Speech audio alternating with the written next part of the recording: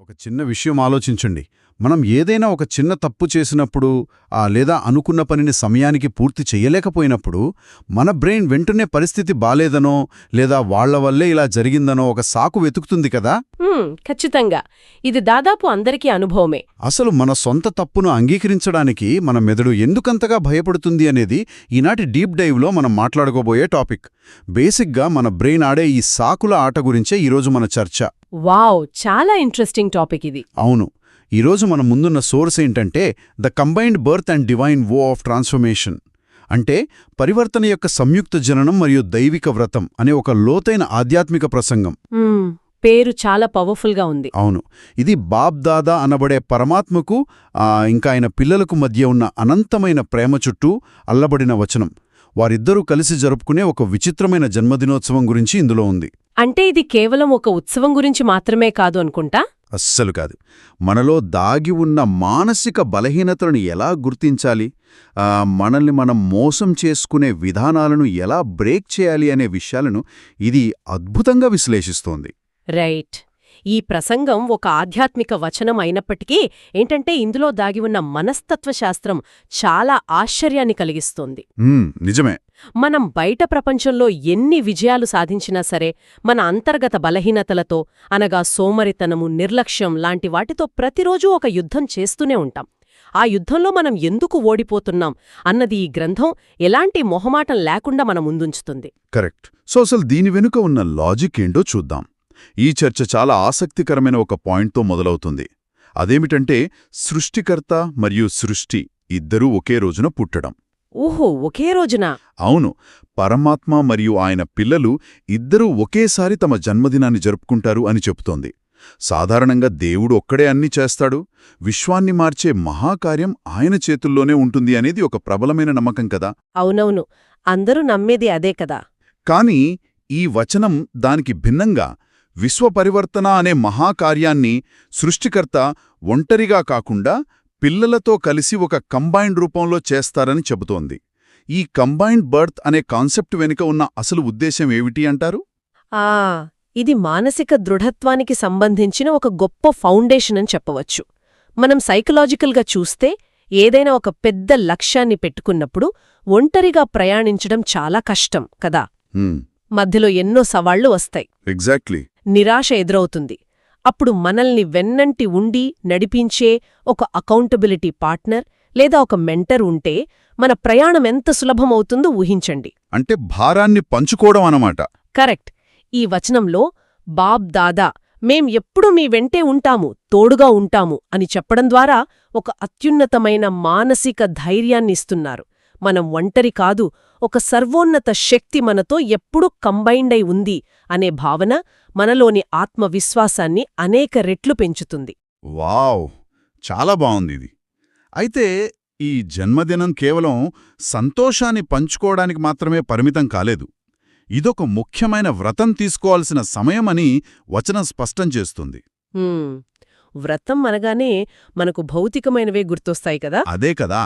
సాధారణంగా మనకు తెలిసిన వ్రతాలు భౌతికమైనవి. ఉదాహరణకు శివరాత్రి లాంటి పండగలొచ్చినప్పుడు రోజంతా ఉపవాసం ఉంటారు, లేదా ఒక నిర్దిష్టమైన పూజ చేస్తారు. అది ఒక రోజుతో ముగుస్తుంది. అవును. కాని ఈ వచనంలో చెప్పబడిన పవిత్రతా వ్రతం పూర్తిగా భిన్నమైనది. ఇది జీవితకాలం పాటు ఆచరించాల్సిన వ్రతం.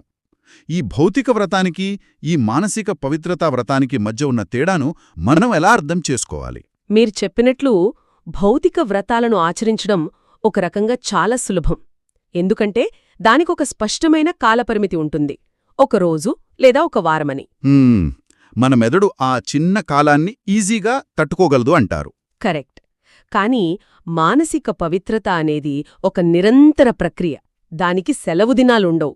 ఈ మూలగ్రంథం ప్రకారం పవిత్రత అంటే కేవలం శారీరక బ్రహ్మచర్యం మాత్రమే కాదు.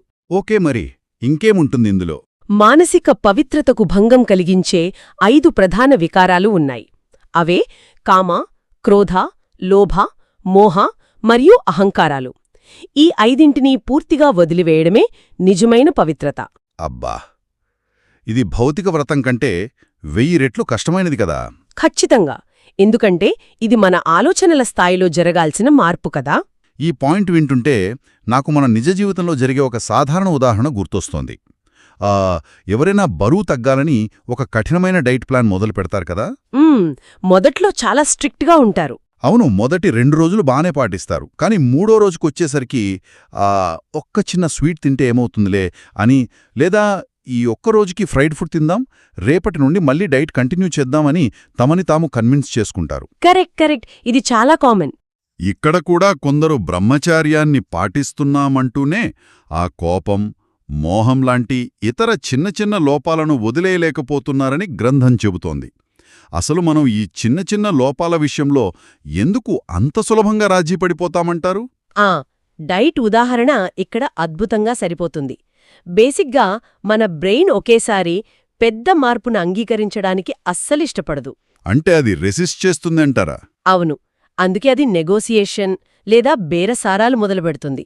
ఈ వచనంలో బాబ్దాడా ఒక అద్భుతమైన మరియు సూటి అయిన ప్రశ్న వేశారు. అపవిత్రతకు ముఖ్య సహాయోగులైన ఈ 5గురులో అన్నింటినీ వదిలేశారా, లేక 2ంటిని వదిలేసి 3ంటితో వ్రతం తీసుకున్నారా అని. వావ్, చాలా డైరెక్ట్ క్వశ్చన్ ఇది. అవును. మనం ఒక తలుపును పూర్తిగా మూసేయకుండా కొద్దిగా సందు తెరిచి ఉంచితే గాలి ఎంత సులభంగా లోపలికి వస్తుందో మన మనసు కూడా అంతే. ఒక చిన్న బలహీనతకు మినహాయింపు ఇస్తే అది నెమ్మదిగా మన నిర్ణయాధికారాన్ని ఆక్రమిస్తుంది. అంటే ఆ కొంచెం దారిస్తే చాలు మొత్తం నాశనం అవుతుందన్నమాట. ఎగ్జాక్ట్లీ.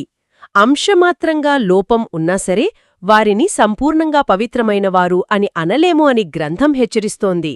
ఆ చిన్న స్వీట్ ముక్క నెమ్మదిగా మన మొత్తం డైట్ ప్లాన్ని ఎలా నాశనం చేస్తోందో, ఒక చిన్న కోపం లేదా అహంకారం మన మొత్తం వ్యక్తిగత ఎదుగుదలను అలాగే దెబ్బతీస్తుంది. రైట్. తలుపు తెరిస్తేనే గదా గాలి లోపలికొచ్చేది. అంటే మన ప్రమేయం లేకుండా, మన అనుమతి లేకుండా ఏ బలహీనత మనల్ని అటాక్ చేయలేదన్నమాట. ఖచ్చితంగా. మనమే దానికి పర్మిషన్ ఇస్తున్నాం. ఈ చిన్న లోపాలకు తలుపులు తెరవడం వల్లే మనం ఆ వ్రతాన్ని పాటించడంలో విఫలమవుతున్నాం అని అర్థమవుతోంది.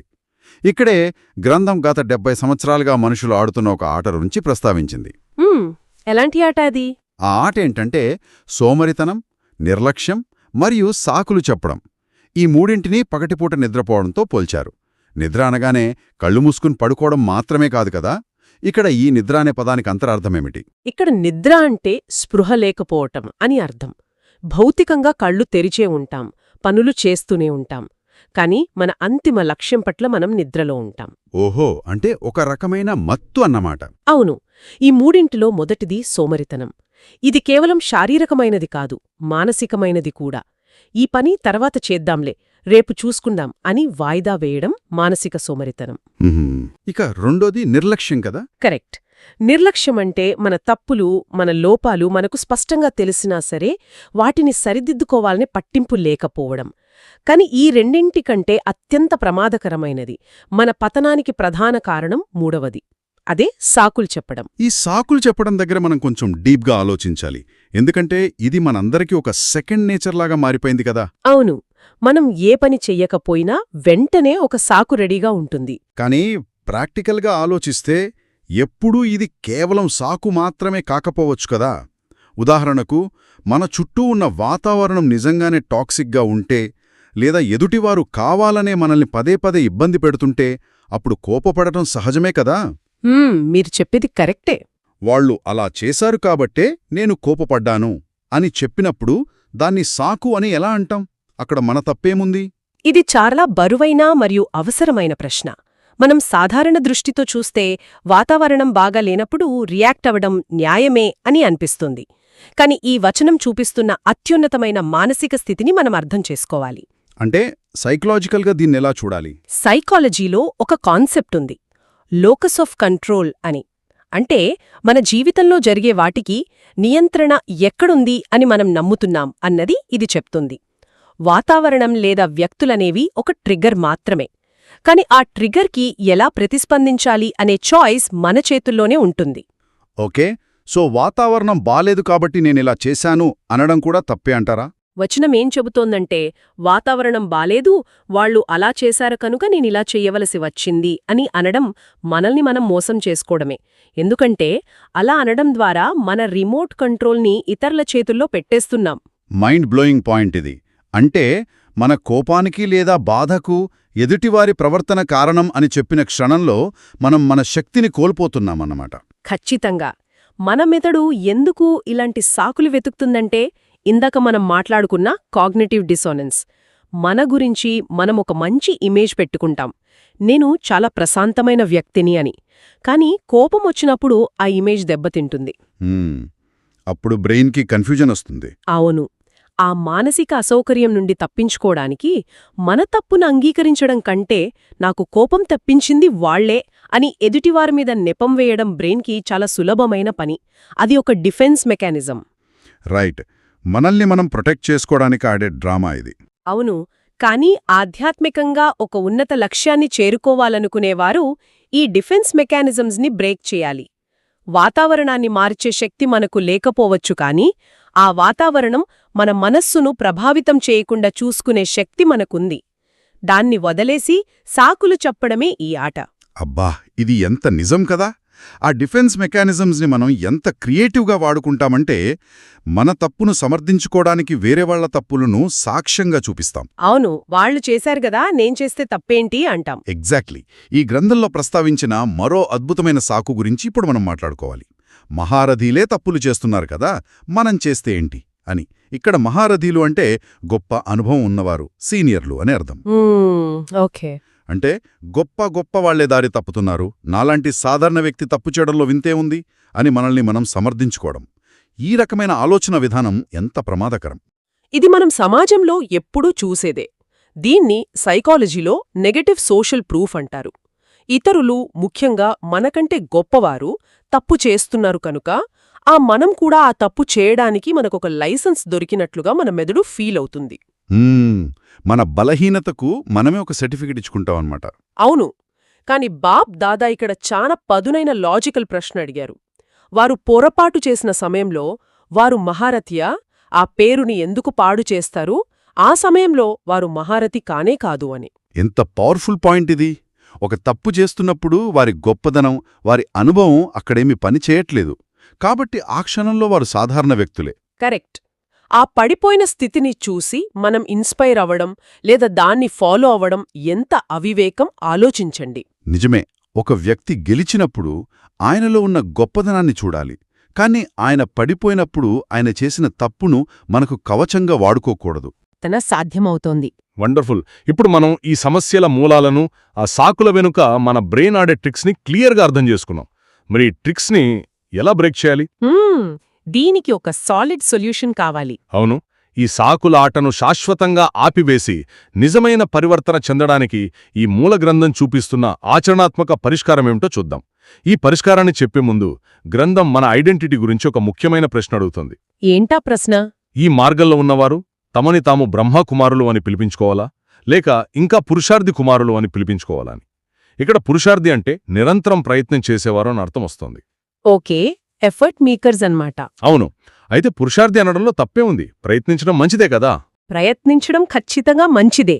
పురుషార్థమనే పదానికి సరైన దిశలో చేసే కృషి అని అర్థం.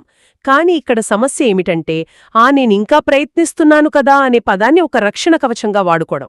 ఓహో, అంటే అది కూడా ఒక ఎక్స్క్యూజ్ లాగా మారిపోతుందా? అవును.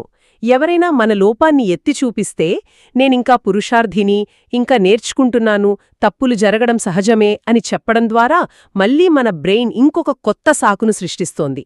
ఈ ఐడెంటిటీ క్రైసిస్ గురించి వచనం చాలా స్పష్టంగా చెబుతోంది. ఎలా చెబుతోంది? ఒకసారి ప్రతిజ్ఞ చేసి బ్రహ్మాకుమారులు అని పిలిపించుకున్న తర్వాత నేనింకా ప్రయత్నిస్తున్నాను అనే సాకు చెప్పకూడదు. ఆ సంకల్పంలో వెనక్కి తగ్గకుండా ఆ కంబైన్డ్ స్థితిలో స్థిరంగా ఉండాలి. ఒక లక్ష్యాన్ని చేరుకుంటానో లేదో అనే అనుమానం కంటే చేరుకోవాలనే దృఢత్వమే ముఖ్యం. వావ్! అంటే ట్రై చేస్తాను అనే పదంలోనే ఒక ఫెయిల్యూర్ ఆప్షన్ దాగి ఉందన్నమాట. ఎగ్జాక్ట్లీ. ఖచ్చితంగా చేస్తాను అనే అచంచలమైన నమ్మకముండాలి. అయితే ఎంత గట్టి నమ్మకమున్నా మనసు కోతిలాంటిది అంటారు కదా. ఈ బలహీనతలు, ఈ సాకులు మళ్లీ మన మనస్సు అనే ఇంటి తలుపు తట్టకుండా ఉండాలంటే ఈ గ్రంథం ఒక అద్భుతమైన పరిష్కారం చెప్పింది. అదే గాడ్లీ తాళాలు. గాడ్లీ లాక్స్. చాలా కొత్తగా ఉంది వినడానికి. అవును. మనస్సు అనే తలుపుకు 2 బలమైన తాళాలు వెయ్యాలని బాబ్దాదా చెప్పారు. వాటిలో మొదటిది పరమాత్మ స్మృతి, రెండవది మనస్సును సేవలో బిజీగా ఉంచడం. వీటి గురించి కొంచెం డీకోడ్ చేద్దాం. ఇవి కేవలం అలంకారప్రాయంగా చెప్పిన మాటలు కావు. వీటి వెనుక చాలా సైంటిఫిక్ అండ్ సైకలాజికల్ మెకానిజం ఉంది. మానవ మనసు యొక్క సహజ లక్షణమేమిటంటే అది ఎప్పుడూ ఖాళీగా ఉండలేకపోవడం. కరెక్ట్, ఏదో ఒక ఆలోచన వస్తూనే ఉంటుంది. అవును, మనసు ఖాళీగా ఉన్నప్పుడే అది డీఫాల్ట్గా పాత ఆలోచనల వైపు, నెగటివ్ ఎమోషన్స్ వైపు, లేదా మనం చెప్పుకునే ఈ వికారాల వైపు లాగుతుంది. ఒక ఇల్లు ఖాళీగా ఉంటే అందులో దుమ్ము వాటంతటా అవే చేరినట్లుగా మనసు ఖాళీగా ఉన్నప్పుడు బలహీనతలు ఆక్రమిస్తాయి. ఈ 2 తాళాలు ఆ ఖాళీని భర్తీ చేస్తాయి. ఇక్కడ నేను ఒక భిన్నమైన ఆలోచన తీసుకురావాలనుకుంటున్నాను. మనస్సును ఎప్పుడూ ఏదో ఒక సేవలో లేదా పనిలో బిజీగా ఉంచాలి అంటున్నారు కదా, ఇది ప్రాక్టికల్గా వర్కౌట్ అవుతుందా? ఎప్పుడూ ఏదో ఒక పని చేస్తూ బిజీగా ఉండటం అనేది మన అసలు సమస్యల నుండి పారిపోవడానికి ఆడే మరో ఎస్కేపిజం కాదా? దీన్ని ఒక తాళం అని ఎలా అనగలం? మీరు అడిగిన ఈ పాయింట్ చాలా ముఖ్యమైనది. ఎందుకంటే చాలామంది బిజీగా ఉండటమంటే శారీరకంగా 24 గంటలు పనిచేయడం, లేదో సోషల్ మీడియాలో స్క్రోల్ చేస్తూ టైంపాస్ చేయడం అనుకుంటారు. అదే కదా ఎక్కువ మంది చేసేది. అది ఖచ్చితంగా ఎస్కేపిజమే. కానీ ఇక్కడ వచనం చెబుతున్న సేవ అంటే కేవలం శారీరక శ్రమ కాదు, అది ఒక పాజిటివ్ ఎంగేజ్మెంట్. సేవలో బిజీగా ఉండటమంటే మనస్సును ఒక ఉన్నతమైన లక్ష్యం వైపు, 10 మందికి ఉపయోగపడే ఒక పాజిటివ్ ఆలోచనా విధానం వైపు మళ్లించడం. ఓహో, అంటే క్వాలిటీ ఆఫ్ థాట్ ముఖ్యం అన్నమాట. కరెక్ట్. మనం ఒక ఇతరులకు మేలు జరిగే పనిలో లేదా ఆలోచనలో నిమగ్నమైనప్పుడు మన మెదడులోని రివార్డ్ సిస్టమ్ యాక్టివేట్ అవుతుంది. అక్కడ నెగటివిటీకి చోటుండదు. ఓకే, మరి మొదటి తాళమైన స్మృతి ఎలా పనిచేస్తుంది? స్మృతి అంటే పరమాత్మను లేదా ఆ అత్యున్నతమైన శక్తిని నిరంతరం గుర్తుంచుకోవడం. సైకలాజికల్గా చెప్పాలంటే ఇది మన వర్కింగ్ మెమరీని ఆక్రమించే ఒక అద్భుతమైన టెక్నిక్. వర్కింగ్ మెమరీ అంటే? మీరు కోపంగా ఉన్నప్పుడు ఆ కోపానికి కారణమైన వ్యక్తి గురించి తీవ్రంగా ఆలోచిస్తూ ఉంటారు. అంటే మీ వర్కింగ్ మెమరీ ఆ నెగటివిటీతో నిండిపోయింది. కానీ అదే సమయంలో మీరొక అత్యున్నతమైన స్వచ్ఛమైన శక్తికి అనుసంధానమైనట్లుగా భావిస్తే ఆ స్మృతి మీ వర్కింగ్ మెమరీలోకి ప్రవేశిస్తుంది.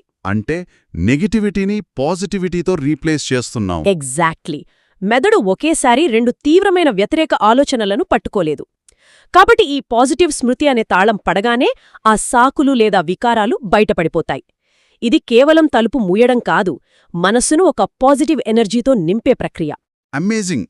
అంటే మనసును ఖాళీగా ఉంచకుండా దానిని ఆ ఉన్నతమైన లక్ష్యంతో నింపడమే అసలైన ప్రొటెక్షన్ అన్నమాట. ఈ విషయాలన్నీ తెలుసుకున్నాక ఈ గ్రంథం చివర్లో చెప్పిన ఒక ముఖ్యమైన హెచ్చరిక గురించి మనం మాట్లాడుకోవాలి. ఏమిటా హెచ్చరిక? అదే చాలా కాలం యొక్క లెక్క, లాంగ్ పీరియడ్ అకౌంట్. ఏదో ఒక రోజు మోటివేట్ అయిపోయి 2 రోజులు అద్భుతంగా పనిచేసి 3వ రోజు పాత అలవాట్లకు తిరిగి వెళ్ళిపోవడం కాదు కదా. అవును, చాలా కాలం అనేది ఇక్కడ అత్యంత కీలకమైన పదం. ఎందుకంటే మనం ఆశించే ప్రతిఫలం కూడా దీర్ఘకాలికమైనదే కలా. ఈ వచనంలో చెప్పినట్లుగా లక్ష్మీనారాయణులు లేదా సీతారాములుగా మారడం లాంటి 63 జన్మల దీర్ఘకాలిక రాజ్యభాగ్యం కావాలనుకున్నప్పుడు మన పురుషార్థం కూడా దానికి తగ్గట్టుగానే స్థిరంగా ఉండాలి. అంటే మన ప్రాక్టీస్ కూడా కన్సిస్టెంట్గా ఉండాలి. ఖచ్చితంగా. 2 రోజులు కష్టపడి 3వ రోజు అలసిపోతే అది నిజమైన పరివర్తన కాదు కదా.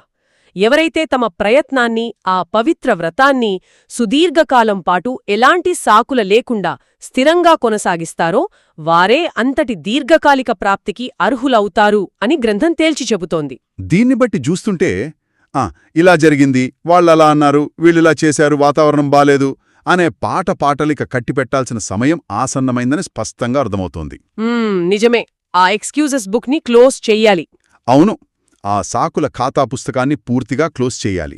బదులుగా మంచిగా అయ్యింది, మంచిగా అవుతుంది, మంచిగా ఉంటారు, అందరినీ మంచిగా చేస్తారు అనే ఒక కొత్త పాజిటివ్ పాటను పాడాలని వచనం సూచిస్తోంది. ఆ సాకుల ఖాతా పుస్తకాన్ని ముగించడమంటే కేవలం మాటలు మార్చడం కాదు, మన గతంలోని పశ్చాత్తాపాలను పదే మనల్ని వెనక్కిలాగే నెగటివిటీని వదిలిపెట్టి ఒక కొత్త ప్రారంభానికి మన మనస్సును సిద్ధం చేసుకోవడం.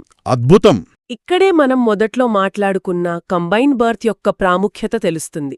మనం ఒంటరిగా ఈ యుద్ధం చేయడం లేదు. పరమాత్మతో ఒక కంబైన్డ్ రూపంలో ఉండి అడుగు ముందుకు వేస్తున్నాం. ఆ ఒక్క ఆలోచన చాలు మన ముందున్న ఎలాంటి పర్వతం లాంటి సమస్యనైనా చాలా చిన్నదిగా, తేలికగా మార్చేయడానికి. ఈ ధైర్యం తోడైతే ప్రతి క్షణం ఒక కొత్త పుట్టుక లాంటిదే. మనం ఈనాటి డీప్ డైవ్ని ముగించే ముందు ఒకసారి మొత్తం సారాంశాన్ని మనం నేర్చుకున్న కీ పాయింట్స్ని చూద్దాం. తప్పకుండా. ఈ ప్రసంగం ద్వారా మనం నేర్చుకున్న అత్యంత ముఖ్యమైన పాఠం ఏమిటంటే, మన ఆధ్యాత్మిక లేదా వ్యక్తిగత పురోగతికి, మన ఎదుగుదలకు బయట ఉన్న పరిస్థితులు లేదా వ్యక్తులు ఎప్పుడూ ప్రధాన అడ్డంకి కావు. కరెక్ట్. అసలు శత్రువులు మనలోనే ఉన్నారు. అవును, వారే మన సోమరితనం, నిర్లక్ష్యం మరియు మనం ఎంతో సృజనాత్మకంగా మనల్ని మనం మోసం చేసుకోవడానికి చెప్పుకునే సాకులు. మన బ్రెయిన్ క్రియేట్ చేసే ఈ డిఫెన్స్ మెకానిజమ్స్ని ముందు మనం గుర్తించాలి. ఏకీభవిస్తున్నాను. వీటిని ఓడించాలంటే ఆ 2 గాడ్లీ తాళాలను, అనగా అత్యున్నత శక్తి యొక్క స్మృతిని మరియు మనస్సును ఒక పాజిటివ్ సేవలో నిమగ్నం చేయడాన్ని ఉపయోగించి మన మనస్సు అనే ఇంటిని రక్షించుకోవాలి. ఎప్పుడైతే ఆ సాకుల పుస్తకాన్ని మూసివేస్తామో అప్పుడే నిజమైన పరివర్తన మొదలవుతుంది. అవును, మనకు ఎంత జ్ఞానముంది అన్నది ఎప్పుడూ ముఖ్యం కాదు కదా. ఈ విషయాలన్నీ వినడానికి చాలా బాగుంటాయి, కాని వాటిని ఆచరణలో పెట్టినప్పుడే దాని అసలు విలువ తెలుస్తుంది. మనం ఎన్ని విషయాలు నేర్చుకున్నాం అన్నది కాదు, వాటిలో ఎన్నింటినీ మన నిజ జీవితంలోకి ఆహ్వానించాం, ఎంత స్థిరంగా పాటిస్తున్నాం అన్నదే అంతిమ ఫలితాన్ని నిర్ణయిస్తుంది. అక్షరాలా నిజం. సో, ఈనాటి ఈ విశ్లేషణ నుండి మనం మనతో పాటు తీసుకువెళ్లాల్సిన ఒక చిన్న కాని చాలా లోతైన ఆలోచింపజేసే ప్రశ్నను ఇక్కడ వదిలివేద్దాం. మనం ఇందాకొక తలుపు గురించి మాట్లాడుకున్నాం, గుర్తుందా? అవును, బలహీనతలు లోపలికి రావడానికి మనం కొద్దిగా తెరిచి ఉంచే తలుపు. కరెక్ట్. మన జీవితంలో మన మనస్సు అనే ఆ ఇంటి తలుపును ఏదైనా ఒక బలహీనత తట్టినప్పుడు, అంటే అది కోపం కావచ్చు, నిర్లక్ష్యం కావచ్చు, లేదా ఒక పనిని వాయిదా వేయాలనే బద్ధకం కావచ్చు, దాన్ని లోపలికి అనుమతించడానికి, మన అంతరాత్మ ముందు మనల్ని మనం సమర్థించుకోవడానికి మనం ఉపయోగించే మన అత్యంత ఇష్టమైన రొటీన్ సాకు ఏంటి? ఈరోజు నిజాయితీగా ఆ సాకును గుర్తించి దాన్ని శాశ్వతంగా వదిలేసి మన స్మృతి అనే ఆ పటిష్టమైన తాళాన్ని వేయడానికి మనం సిద్ధంగా ఉన్నామా? ఆలోచించండి. వారం మళ్ళీ కలుద్దాం.